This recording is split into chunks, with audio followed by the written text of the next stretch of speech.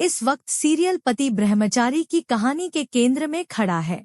आने वाला ट्रैक सिर्फ एक अपडेट नहीं, बल्कि इमोशन, साजिश, प्यार और पछतावे से भरा हुआ तूफान है, जो एक एक रिश्ते की परत खोलने वाला है। कहानी की शुरुआत होती है सूरज से। लंबे वक्त से जिस जाल में सूरज फंसा हुआ था, आखिरकार अब उसे उससे आजादी मिल चुकी है। बिया के इशारों पर चलने वाला, उसकी हर चाल में उलझा हुआ सूरज अब खुद के फैसले लेने लगा है। और इस बदलाव की सबसे बड़ी वजह बनती है ईशा। ईशा की वजह से सूरज न सिर्फ बिया के प्रभाव से बाहर आता है, बल्कि उसकी बॉडीगार्ड की नौकरी भी आखिरकार छूट जाती है। पहली नजर में यह सब एक राहत जैसा लगता है, लेकिन असल खतरा तो अब शुरू होता है।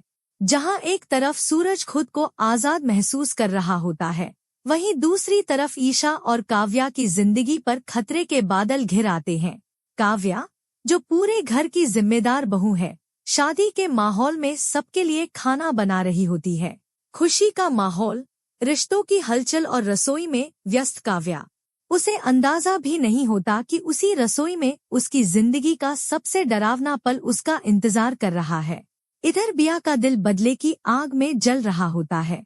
सूरज के हाथ से निकल जाने का गुस्सा, उसकी हार का दर्द और ईशा से नफरत, ये सब मिलकर बिया को अंधा कर देते हैं। वह घर लौटते ही एक खतरनाक फैसला लेती है। उसका निशाना बनती है काव्या, वो काव्या जिसका इस पूरी लड़ाई से कोई लेना देना ही नहीं था। बिया बड़ी चालाकी से काव्या को ऐसी स्थिति में फंसा देती है जहां रसोई में चारों तरफ आग फैल जाती है। गैस, तेल और जलती लपटें। कुछ ही पलों में हालात बेकाबू हो जाते हैं। काव्या आग के बीच फंस जाती है। चीखें, धुआं और जलती उम्मीदें। ये हादसा सिर्फ एक दुर्घटना नहीं, बल्कि एक सोची समझी साजिश बन जाता है। किसी तरह काव्या अपनी आखिरी ताकत जुटाकर ताई माँ को इस हादसे की खबर देती है। जैसे ही ताई माँ को सच्चाई का आभास होता है, पूरा घर हिल जाता है। गुलाब हवेली में मातम पसर जाता है। सभी घबराए हुए हालत में काव्या को अस्पताल ले जाते हैं। डॉक्टर इलाज शुरू करते हैं, लेकिन हालात बेहद नाजुक होते हैं। करीब 60% तक शरीर झुलस चुका होता है। इसी बीच एक और तूफान खड़ा हो जाता है। ताई माँ का गुस्सा सीधे ईशा पर फूट पड़ता है। उनका आरोप साफ होता है, काव्या की मदद के लिए ईशा को वहां होना चाहिए था, लेकिन वह अपने निजी काम के लिए वहां से चली गई। ताई माँ को लगता है कि अगर ईशा वक्त पर होती, तो यह हादसा टल सकता था। यही आरोप ईशा के दिल को तोड़ देता है। घर में शोक, डर और तनाव का माहौल बन जाता है।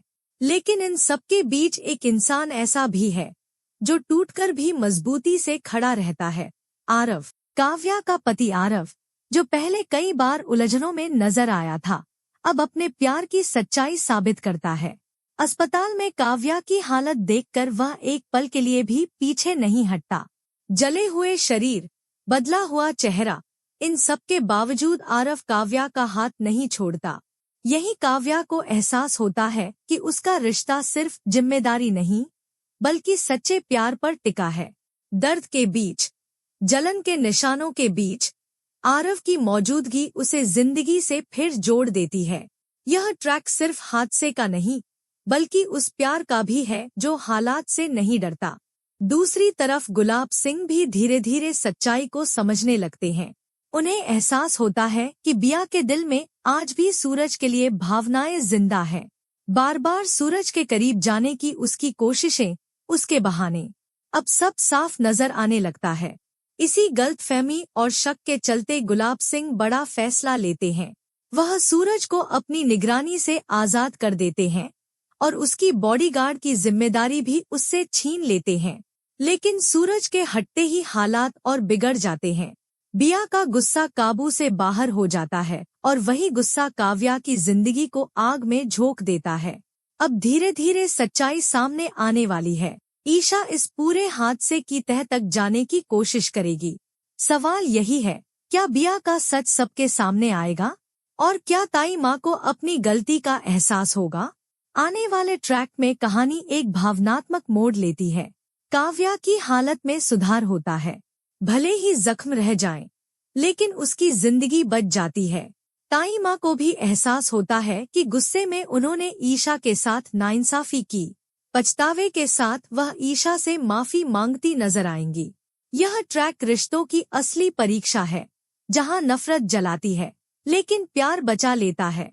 अब देखना बेहद दिलचस्प होगा कि बिया का खेल कैसे खत्म होता है और कौन कौन से रिश्ते इस आग से निकलकर और मजबूत बनते हैं।